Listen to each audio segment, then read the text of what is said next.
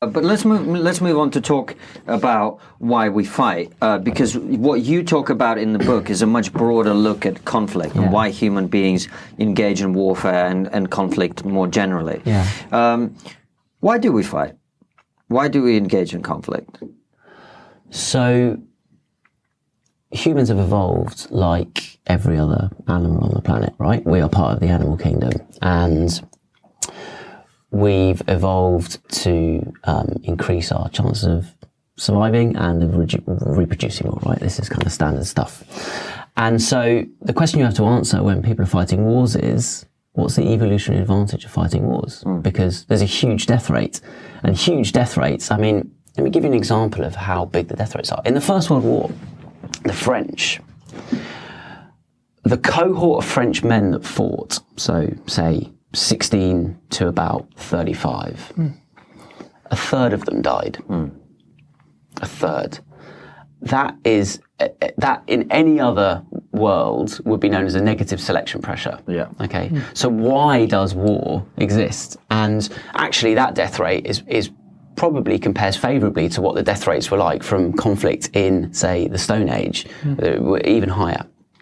And so what you've got to do is look for mechanisms that humans have that drive them to do things that are of an evolutionary advantage, but then unfortunately also result in war. And there are two really obvious contenders. One of them is the pursuit of social status, and the other one is this need to belong. And the pursuit of social status, particularly for men, has a huge evolutionary advantage. Humans have been, we're mostly monogamous now, but actually in our history, there was much, much, much more polygamy. And so... Good old days, as I like to call it. Having... I thought you were the UKIP voter. Actually, if you know, it's UKIP voters are social conservatives, Michael. Absolutely, mate. And therefore they don't believe in polygamy. Anyway, carry on. Sorry. We'll ignore your prejudice. Your bigotry against social conservatives. You are a gammonette. That's absolutely clear. A wee little gammon. Yeah, think about polygamy like this. Okay, because the higher up the social rank you get as a man, this is the pecking order. The more action you get, and the more children you have. So if the top 50% of men have 2 wives, the bottom 50% have none. So there's a massive evolutionary selection pressure to get in that top. We had Geoffrey Miller, the evolutionary psychologist, on the show, making precisely this point.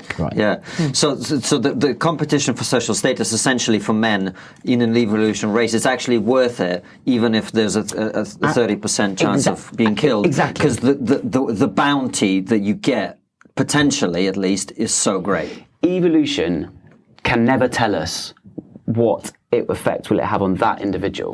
What evolution tells us is, across thousands of generations and across millions of people, what the averages will be. And if, say, the average death rate from war because of the drive towards social status, and I'm plucking these figures out of the air, but just to give an example, if the death rate is 3 out of 10 from war, but the advantages of that same mechanism that drives social status are 4 out of 10, then that mechanism will remain in the gene pool. And it's the same with belonging, right? There's a huge... That was the most interesting part of the book, because I think most people will be aware of the first thing that we've talked about, but the idea that people fight and are prepared to go to war and be killed and maimed in order to belong to some kind of tribe is fascinating to me. Tell us more about that. So whilst social status is a positive thing you're trying to attain, the higher you have your social status, the more, as you said, the more action you get, right? But belonging is actually the opposite. So you've got to think back to where humans did most of their cognitive evolution, which was on the African savannah, basically. Between about 80 and 50,000 years ago, there was a huge burst of cognitive evolution, and about 50,000 years ago, we have what's called the cultural explosion, so artwork and all that stuff starts to appear. And in that environment, humans lived in groups of less than 30.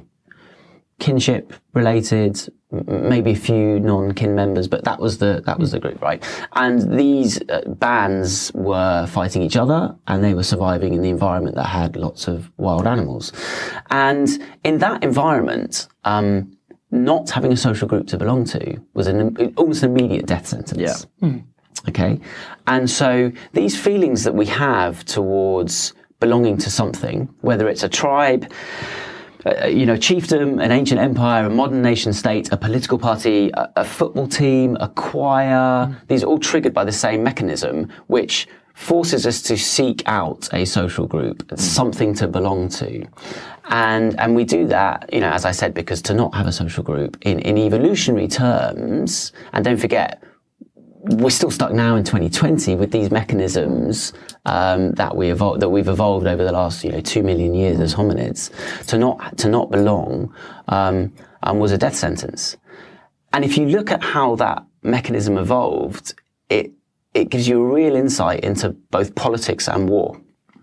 So think about it this way. If you have this mechanism which causes you to seek belonging, to find people to come together, to co-join with, that only works if, as well as creating a drive towards an in-group, if it creates an out-group at the same time. You can't have one without the other. And why? Well, because if the mechanism evolved that said, trust everyone, pull everyone towards you, make everyone part of your group, then another genotype would arise in the population that said, take advantage of those people who are trusting all the time.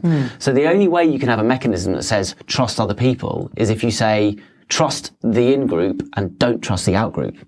And this mechanism, which has a hormonal pathway, which is regulated by a hormone called oxytocin, and status is regulated by testosterone, but this hormonal pathway does two things. It creates feelings of empathy and trust within the in-group at the same time that it derogatizes an out-group and creates distrust. And it has all sorts of other effects. Like you can see heterogeny within the in-group, but you homogenize the out-group, what we might call othering in social science. These are very basic, mostly subconscious evolutionary mechanisms that we've evolved for very good reasons, both status and belonging, but that have the side effect of driving us towards group conflict. It's a fascinating explanation of why Francis is racist.